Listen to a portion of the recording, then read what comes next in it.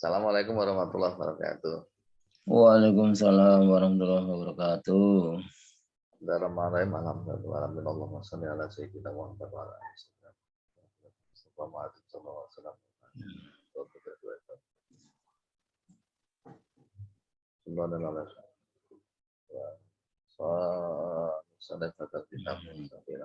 Saya sambil pensalim. Al-Fatihah. Alhamdulillah. Bismillahirrahmanirrahim. Alhamdulillah rabbil alamin. Iyyaka na'budu wa iyyaka nasta'in. Ihdinas siratal mustaqim.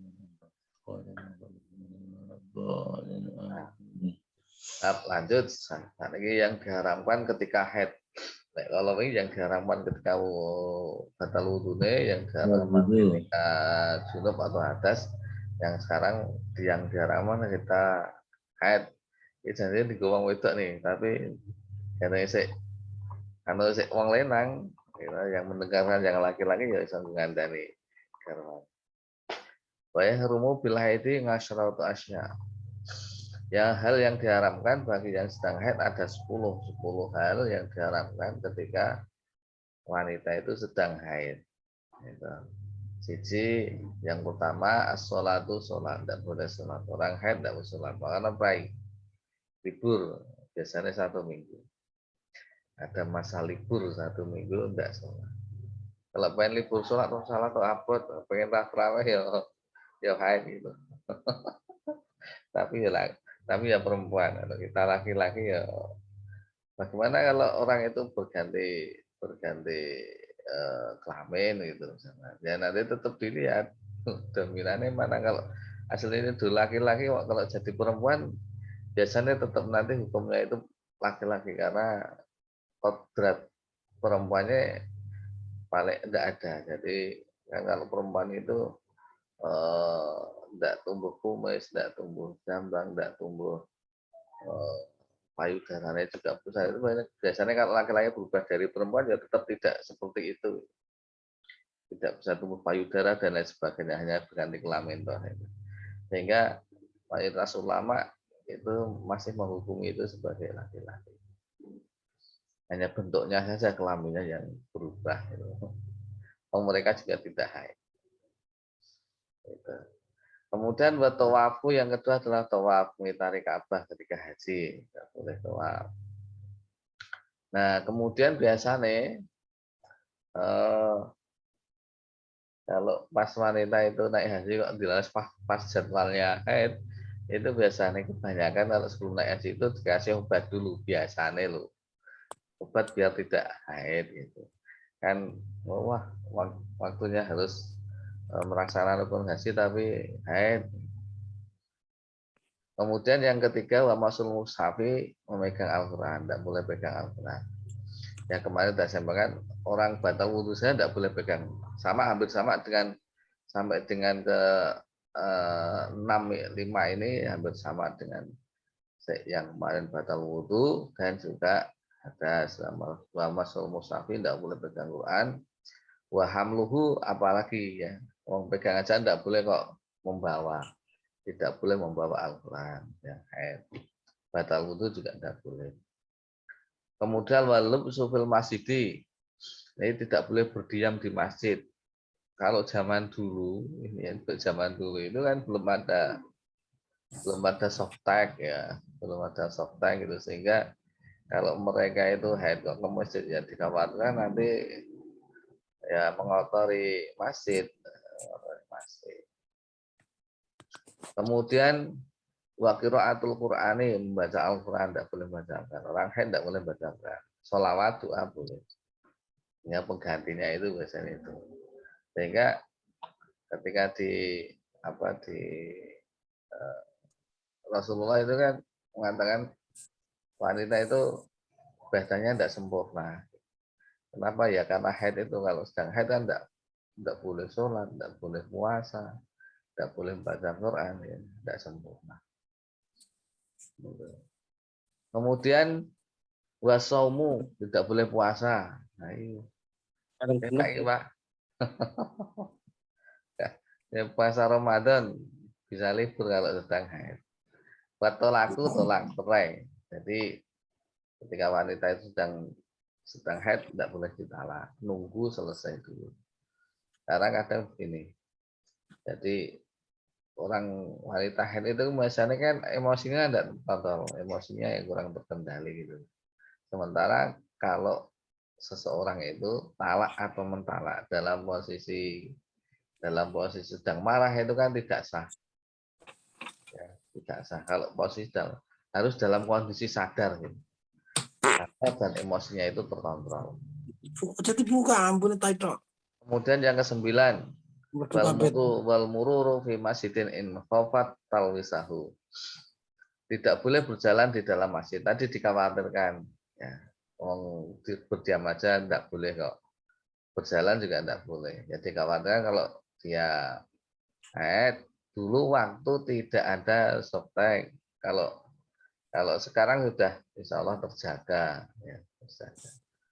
Artinya darah itu tidak sampai berceceran kemana-mana. Kalau dulu kan kelihatan orang pakai tambah ketika haid itu ya dilemok gitu kalau zaman dulu. Dan ini disusunnya itu pada zaman ulama itu. Itu nggih. Teruskan. Satu lagi bab tayamum. Kapan toh kita tayamum? Jadi pengganti ketika kita bersuci kan harus pakai air, ya. Nah, kalau pas tidak ada air maka kita bisa melakukan tayamum untuk mensucikan hadas ya. Kalau untuk mensucikan hadas ya, untuk bersuci dari hadas itu kan bisa pakai air. Kalau tidak ada air maka tayamum. Nah, kapan tayamum itu dilakukan? Asbabut tayamum itu salah satu ada 3. Sebab tayamum itu ada 3. Faqdul ma'i tidak ada air, sudah nyari. Tapi syaratnya sudah nyari, guys, sudah cari kemana-mana, misalnya di padang pasir atau di ladang, di kebun, lalu udah nggak ada air ya sudah kita tayamum menggunakan debu yang suci. Nah, bisa juga ini terjadi ketika kita pas di perjalanan, artinya kita tidak bisa mengendalikan sang sopir. Dan kita hanya nurut saja, ikut bis itu, terus kita tidak bisa mengendalikan, Pak berhenti dulu Pak, kita sholat dulu. Nah, ya sudah, kita ya hormat waktu, kita tayamum, kemudian melaksanakan kewajiban sholat itu. Nah, terus wal marodu dan sakit yang dikawal ini tidak semua sakit, yang hanya ketika dia tersentuh air itu akan semakin tambah parah gitu. Misalkan karena dia sakit saking dinginnya dan lain sebagainya, itu kalau dia nanti kesentuh air dia akan pingsan gitu. Nah, kalau cuma sakit panu, sakit kada, sakit gatel ya harus pakai air ya, gitu. Jadi kondisi sakit-sakit tertentu yang kalau dia tambah kena air itu akan semakin parah dan membahayakan. Maksudnya. Kemudian yang ketiga, wal ihtiyaju ila lingatasi hayawanin muhtaramin.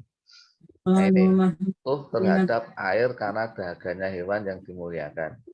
Jadi kalau misalnya punya sapi, punya kambing gitu, kemudian kemarau panjang, air sangat jarang, tidak ada, ya jadi kita bisa mengganti, atau air itu bisa digunakan untuk memberikan minum pada hewan itu, terus kitanya tayamum.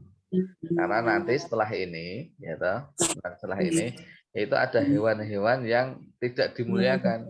Di sini yang nomor 3 itu kan wal ihtiyaju ilahi lingatasi hayawanin muhtaramin. Butuh terhadap air karena dagangnya hewan yang dimuliakan, hayawanin muhtaramin. Ya tadi kita katakan karena sapi atau kambing itu berparuh panjang, kitanya tayamum airnya diberikan kepada hewan itu. Nah, setelah bab ini itu ada hewan-hewan yang tidak dimuliakan, termasuk orang murtad dan sebagainya, itu termasuk hewan. Tapi nanti biasanya besok panjang karena itu terkait dengan murtad, itu ada bab yang sangat panjang, besok sekalian tak bacakan mungkin kitab tulang bab yang terkait apa-apa saja yang bisa menyebabkan orang itu murtad. Kadang kita tidak tahu ngomong apa gitu, tapi ternyata itu membahayakan akidah. Gitu. Saya kira itu 2 bab ini kalau insya Allah sudah dipahami nanti udah nambah ilmu. Sebelum saya tutup, ada yang mau ditanyakan atau disampaikan? Sedikit. Jadi kalau air itu kan ada syarat sahnya untuk wudhu ya. Nah ini untuk debu itu syarat sahnya untuk tayamum bagaimana? Yang bagaimana begitu? Ya, satu, cari debu itu yang suci. Maksudnya suci itu ya jangan cari debu di kandang kambing, kandang sapi, jangan. Nanti debunya debu kotoran, bukan debu pasir. Gitu. Cari debu yang biasanya itu kalau di tanah itu yang kira-kira kering dan di sana tidak ada kotoran. Ya, kalau sudah seperti itu, nanti kemudian itu ditiup dulu, atau itu biar nanti kerikil-kerikilnya itu agak hilang, terus nanti baru bisa digunakan untuk tayamum. Termasuk untuk mandi juga iya, mandi pakai debu. Nah, terus biasanya yang di tembok-tembok enggak apa-apa di tembok itu, tapi ya dilihat dulu udah ada debunya enggak, kan nanti kelihatan terasa atau kalau kita pegang di tembok. Jadi usahakan ya tempat-tempat yang kita ngambil debunya itu yang benar-benar terjaga dari kotoran. Iya. Ada lagi? Tata caranya sebetulnya, tapi ya besok ini besok ada aja babnya, enggak bisa ada bab selanjutnya tentang bagaimana cara kita tayamum. Iya. Ini pembahasannya tentang tayamum. Setelah ini nanti kita banyak bicara tentang tayamum. Siap. Masuk yang ketiga, nah itu kan hayawanan muhtaramin itu siapa saja yang tidak termasuk atau yang disebut dengan hewan yang dimuliakan itu apa saja. Itu, oke, cukup. Siap. Nah, semoga bermanfaat. Kita akhiri. Amin. Assalamualaikum warahmatullahi wabarakatuh. Waalaikumsalam warahmatullahi wabarakatuh.